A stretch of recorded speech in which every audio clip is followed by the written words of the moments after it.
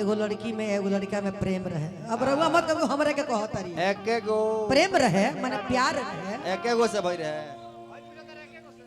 हाँ माने प्रेम रहे। एकरा राउर ले नामे और प्रेम बा तो हम का करे।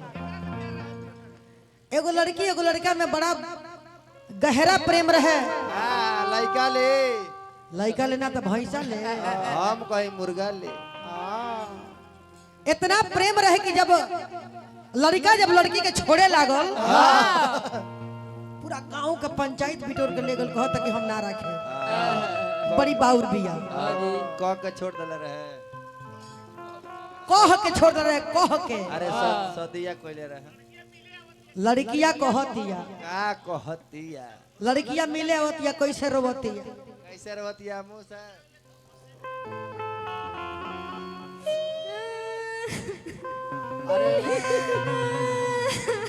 ए का भइल बा काहे रहता रे बुझाता कोनो ले ले बका कौन चीज खोज खबर करेगा।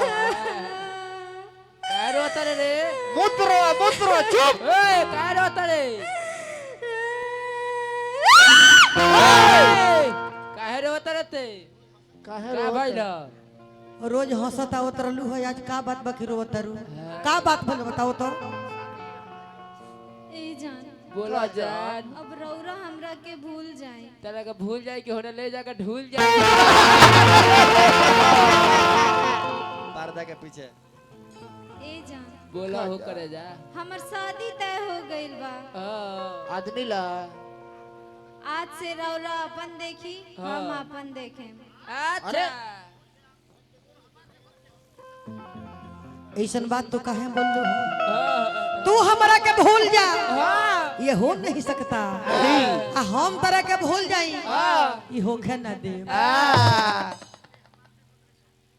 तू हमार देखत रहलू हम तहार देखत रहनी आज कहत रहू हमरा के भूल जा ऊ का जी मुहवा देखत रहे ई हमार हम एकरा के डले वीडियो कॉल पर ना देखी तो हमारा चैने ना है।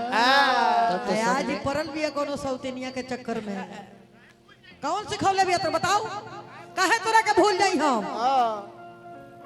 ए जान बोला जान हम रौरा से मिले खातिर आईनी ह कि रौरा हमरा शादी में आए। ऊ काहे रे काहे कि हम जब उनका गला में माला डालेम नु तो हमरा बुझाई कि हम रौरे में डालतनी। बताई ना प्रेम बाबू ये बियाह करतिया आ एकरा गला में माला पर हमके बुलावतिया देखे ये एगो प्रेमी के बर्दाश्त होई ओकरा प्यार के केहू लेके जाओ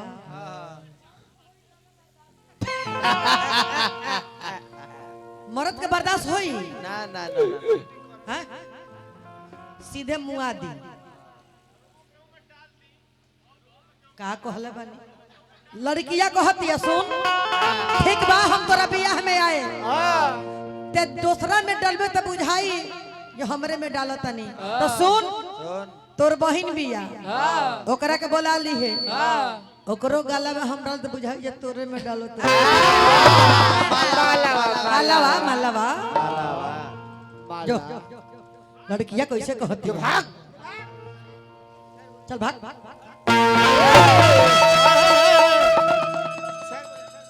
जिनको सिखाने में जमाने लगे कंचन भाई जिसको सिखाने में जमाने लगे वो आज हमको समझाने लगे।